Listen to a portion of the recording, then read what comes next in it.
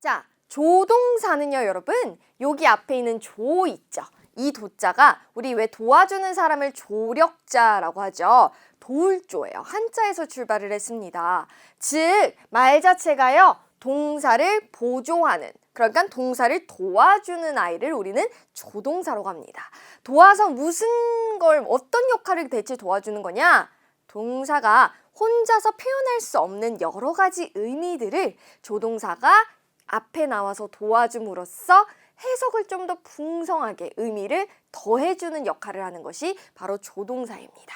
그래서 우리가 그냥 문장으로 써져 있는 거, 예를 들어서 나는 손을 씻는다 라고 적혀 있는 건 그냥 일반적인 병이한 문장인데, 제가 이렇게 얘기하고 싶은 거예요. 나는 손을 씻을 수 있다, 이런 능력을 얘기하고 싶어요. 그러면 우리가 조동사에서 능력을 표현해주는 아이를 데리고 와가지고 이렇게 의미를 풍부하게 만들어주는 거죠. 또 나는 손을 씻어야 한다와 같이 의무를 얘기하고 싶어요. 그랬을 때도 마찬가지 의무의 뜻을 가진 조동사를 가지고 와가지고 우리가 문장의 의미를 더해주는 역할, 이런 것이 바로 조동사가 하는 역할이다 라고 생각을 하시면 되겠어요. 그래서 여러분 형광펜을 들어주시고 같이 한번 밑줄을 꺼볼게요. 자, 여기 밑에 부가적인 의미를 더하며 동사를 도와주는 말을 조동사라고 한다. 여기 딱 동그라미 치시고요. 좋아요. 그래서 영어의 조동사는, 여기도 한번 밑줄을 끌게요. 영어의 조동사는 동사 어디에? 앞에서 다양한 의미를 더해준다라고 적혀 있죠. 즉 조동사는 동사 앞에 위치한다라는 어순을 가르쳐주고 있습니다. 요거 두 개 밑줄을 치고 우린 또 넘어가 보도록 합시다. 자, 그러면 대체 도와주는 역할을 하는 조동사에는 어떤 아이들이 있나를 한번 볼게요. 자, 우선은 대표적인 조동사의 종류와 쓰임인데 첫 번째로 나온 아이가 바로 should입니다. 자, should는요, 요렇게 크게 두 가지 의미를 가져요. 첫 번째, 의무나 당위성을 띱니다. 뭐뭐 해야 한다 라는 뜻을 가지는 거죠. 뭐뭐 해야 한다, 공부해야 된다, 이런 얘기할 때 should를 쓸 수 있습니다. 그런데요, should는 또 어떤 의미도 가지고 있냐면요, 뭐뭐 하는 게 좋겠다라는 충고의 의미도 가져요. 근데 여러분 이거를 시험에서 의무 당위성의 뜻으로 쓰였나요? 아니면 충고 조언의 뜻으로 쓰였나요? 라고 물어보진 않아요. 그래서 여러분들이 요것과 요거를 구분하는 것이 우리가 공부에 초점을 맞추는 포인트가 아니라, 우리는 should가 요런 뜻으로 해석이 되어질 수 있구나를 수것처럼 여러분들이 기억을 해주시는 게 좋습니다. 그래서 뭐뭐 하는 것이 좋겠다인데, 솔직히 말씀을 드리면 여러분 이 뜻이나 이 뜻이나 굉장히 비슷하죠. 자, 예를 들어서 여러분들이 저한테 와가지고 비비안쌤, 저 GTF 문법 높은 점수 받고 싶은데요, 어떻게 하는 게 좋겠어요? 제가 저한테 여쭤봐요. 그러면 제가 여러분한테 답변을 드리겠죠.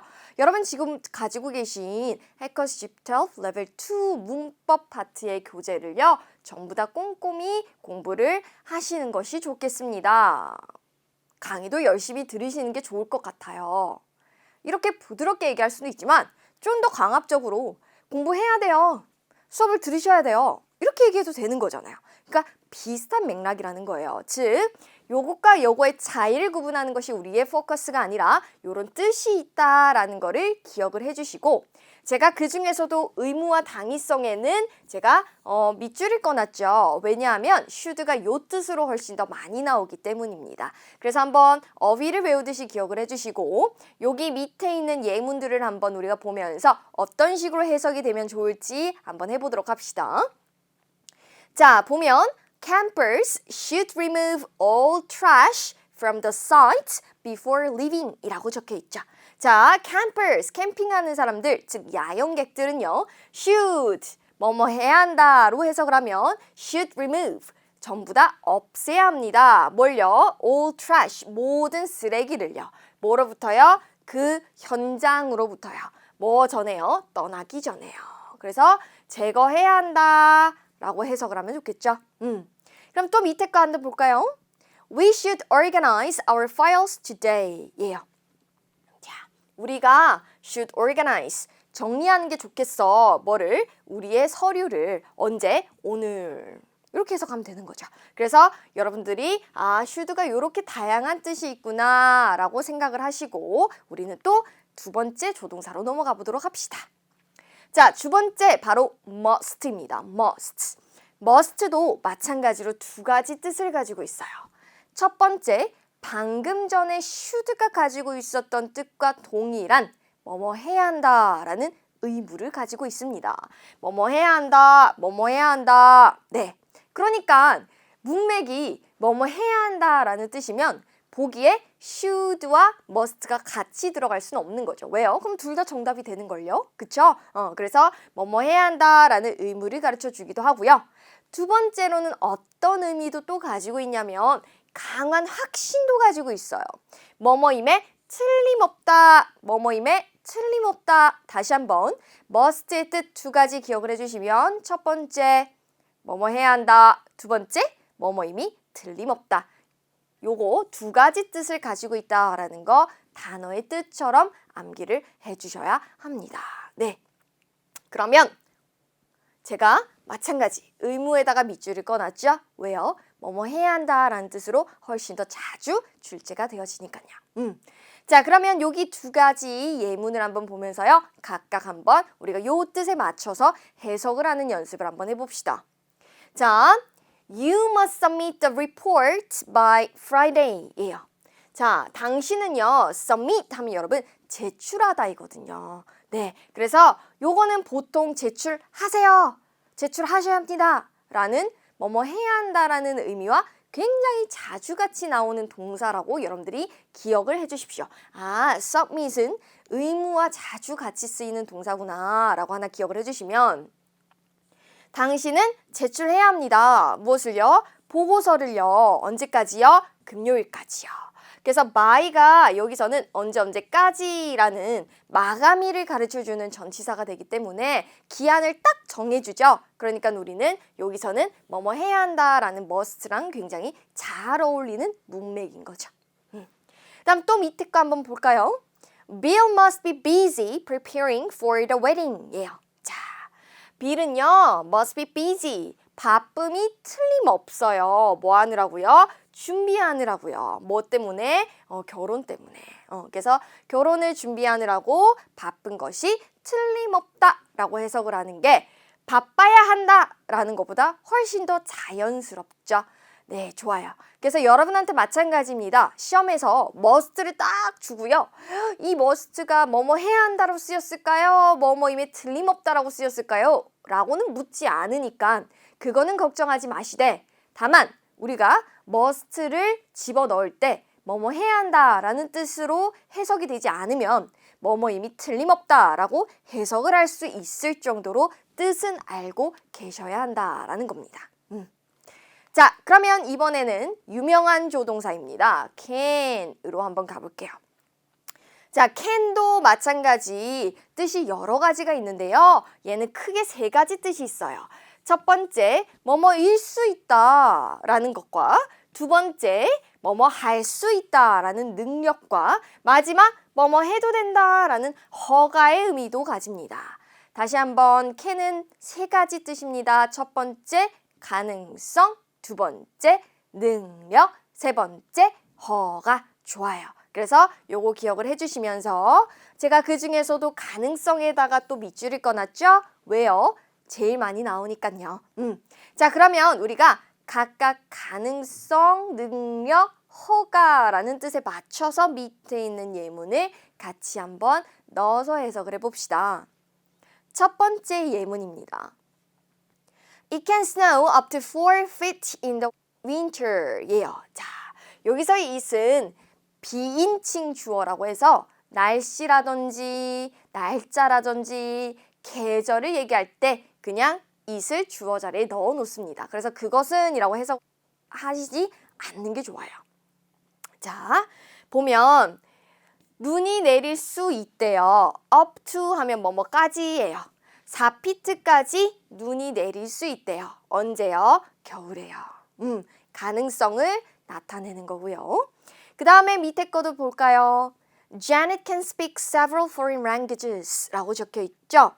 Janet은 can speak, 말할 수 있습니다. Several foreign languages. 여러 가지 외국 언어를 말할 수 있습니다. 능력을 나타내죠. 마지막 허가 한번 볼까요? Employees can use up to 8 sick days per year. 자, 직원들은요, can use, 사용해도 괜찮습니다. up to 8일까지 뭐를요? sick days 하면 병가를요.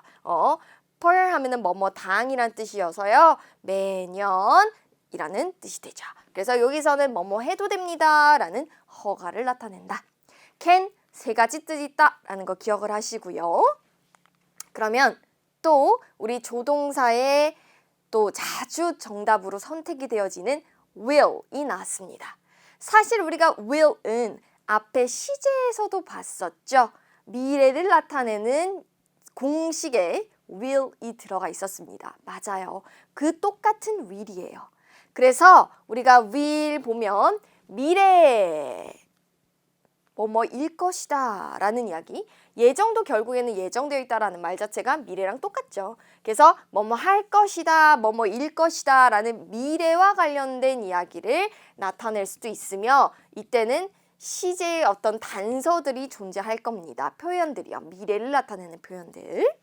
그 다음에 또 어떤 의미도 있냐면요. 뭐뭐 할 거야 라는 의지를 가르쳐 주기도 합니다. 뭐뭐 하겠다, 뭐뭐 할 것이다 라는 두 가지 의미. 다시 한번 will, 미래를 나타내기도 하고 그 다음 또 의지를 나타내기도 한다. 두 가지 의미 전부 다 제가 밑줄을 꺼놨죠. 왜요? 둘 다 시험에 자주 나옵니다. 그러면 우리 하나는 미래에 대한 이야기, 하나는 의지에 대한 이야기를 한번 예문으로 적용시켜 봅시다. 자, 첫 번째 예문이요. A convention for artists will be held in May. 자, a convention, 회의요. 누구를 위한? 예술가들을 위한 회의가요. will be held. 열리게 될 거래요. 언제요? 5월에요. 그래서 5월, 미래에 대한 예정을 나타내고 있죠. 이번에 또 한번 볼까요? When your train arrives, I will pick you up. 자, 뭐뭐 할 때, 뭐 할 때? 당신의 기차가요, 도착하면요. 제가요, 당신을 데리러 가겠습니다. 라는 의지를 나타내기도 하죠. 좋습니다. 마찬가지입니다. 여러분한테 will을 주고 이거 미래로 쓰였어요? 의지로 쓰였어요? 라고 물어보진 않습니다. 다만 이 두 가지 의미가 있다라는 걸 기억을 하시고 문제를 풀 때 해석적으로 여러분들이 적용을 시킬 수 있어야 한다라는 것이죠. 자, 그 다음 또 may가 있습니다.